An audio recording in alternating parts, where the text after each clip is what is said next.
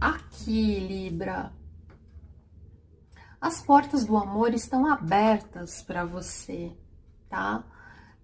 Você se conectou muito, sinto energia de Iemanjá aqui, muito com a sua espiritualidade, Nossa Senhora, e tem um caminho aberto para sua vida amorosa, tá? Depois de tanto tempo que você pode ter ficado com a porta fechada na sua cara, a espiritualidade está abrindo a porta do amor para você. Olha o anjo do amor. Meu Deus do céu, Libra. Coisas muito positivas. Olha, coisas muito positivas aqui para você.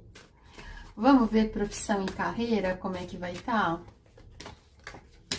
Cavaleiro de Copas. Pagem de Espadas.